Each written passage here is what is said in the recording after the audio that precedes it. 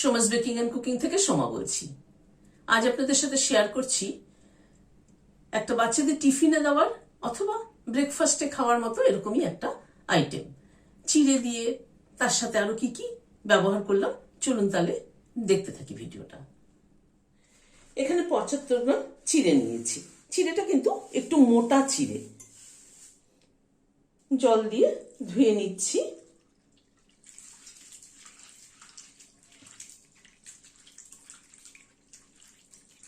এই জলটা ফেলে দিয়ে আরেকবার চিড়েটাকে ধুয়ে নিচ্ছি।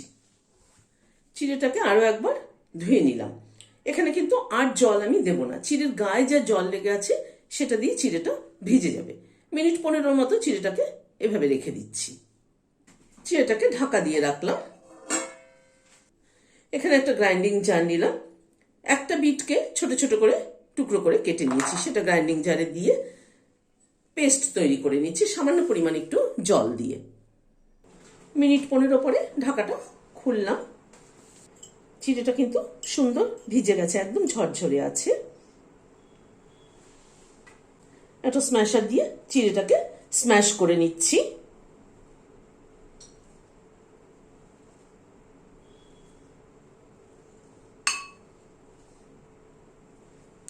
চিড়েটাকে স্ম্যাশ করে নিলাম।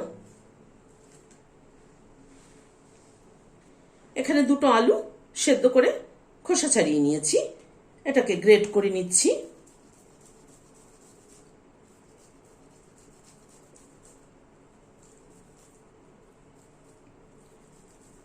সরি, এখানে দুটো আলু না, একটা আলু আমি একটা বড় সাইজের আলু 4 টুকরো করে সেদ্ধ করে নিয়েছি।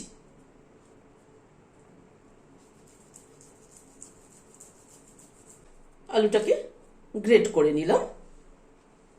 এখানে একটা বিটের হাফটা আমি পেস্ট করে নিয়েছি, সেটা দিয়ে দিলাম।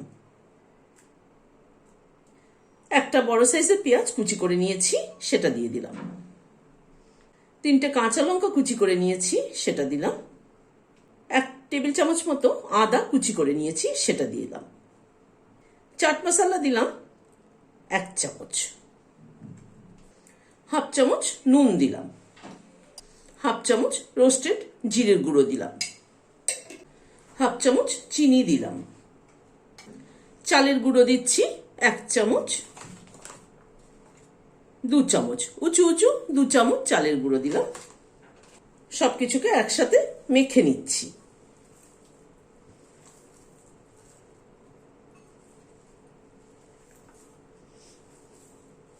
এই মাখাটা কিন্তু হাত দিয়ে মাখতে হবে।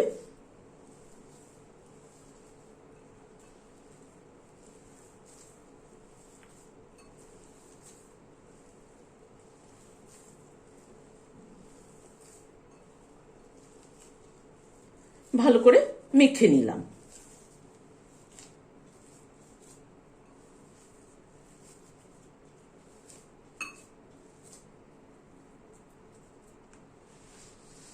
হাতে একটু তেল মেখে নিলাম। এখান থেকে খানিকটা করে মন্ড তুলে নিচ্ছি।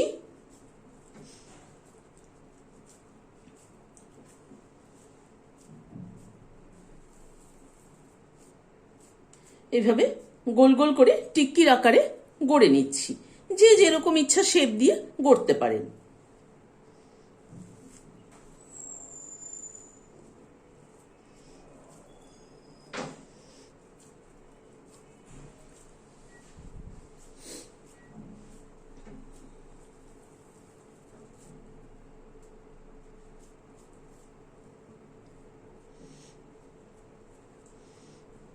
এভাবে সবগুলো তৈরি করে নিচ্ছি। সবগুলোকে গড়ে নিলাম। একটা কড়াইতে জল গরম করে নিলাম। একটা স্টিমার বাস্কেট বসালাম। বাস্কেটটার মধ্যে একটু অয়েল গ্রিস করে নিয়েছি। এবার এগুলোকে দিয়ে দিচ্ছি।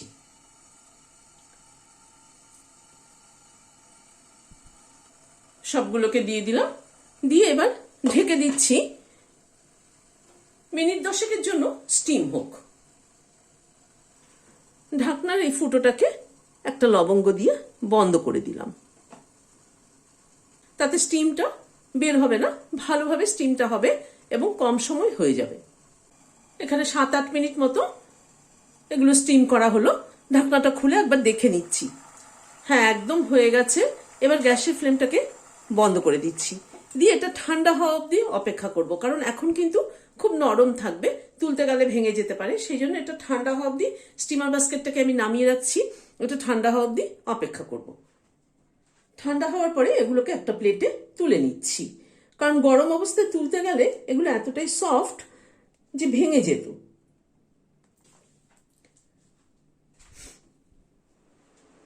একটা চাটনি বানিয়ে নিচ্ছি। এখানে একটা গ্রাইন্ডিং জার নিলাম, খানিকটা ধনেপাতা দিয়ে দিলাম, কয়েকটা পুদিনা পাতা দিয়ে দিলাম, একটা কাঁচা লঙ্কা ভেঙে দিয়ে দিলাম। যে যেরকম ঝাল খাবেন সেই অনুযায়ী কাঁচা লঙ্কা অ্যাড করবেন। অল্প নুন দিয়ে দিলাম, সামান্য একটু চিনি দিয়ে দিলাম, হাফ চামচেরও কম জিরে দিলাম। লেবুর রস দিচ্ছি, একটা পাতি লেবুর অর্ধেকটা নিয়েছি।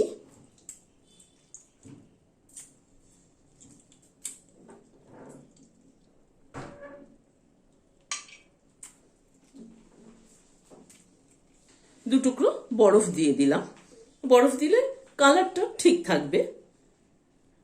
এবার মিক্সিটা চালিয়ে নিচ্ছি, একটা বাটিতে ঢেলে নিচ্ছি চাটনিটা। গ্যাসে একটা কড়াই বসালাম, হোয়াইট অয়েল দিচ্ছি। কেউ কিন্তু হোয়াইট অয়েল না দিয়ে ঘিতেও কিন্তু করতে পারেন, ঘিতেও কিন্তু এটা দারুণ লাগে খেতে। প্রথমে তেলে 1 চামচ সর্ষে ফোড়ন দিলাম, দুটো কাঁচা লঙ্কা চিড়ে দিয়ে দিলাম, কয়েকটা কারি পাতা দিলাম, আর সাদা তিল দিলাম খানিকটা। ফোড়নটাকে একটুখানি ভেজে নিচ্ছি।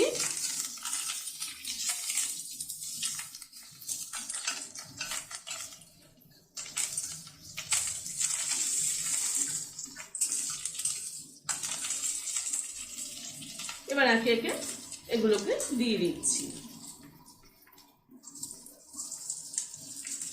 দিয়ে হালকা করে টস করে নিচ্ছি।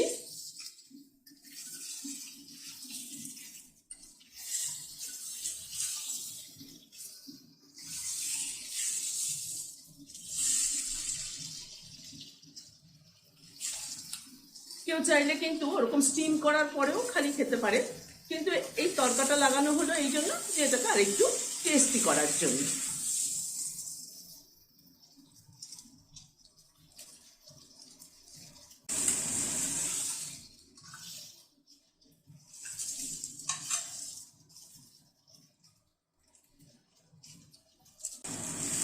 জাস্ট একটুখানি মিনিট 2 একটু নাড়াচাড়া করে নিলাম, গ্যাসের ফ্লেমটাকে বন্ধ করে দিচ্ছি, দিয়ে সার্ভ করে দিচ্ছি।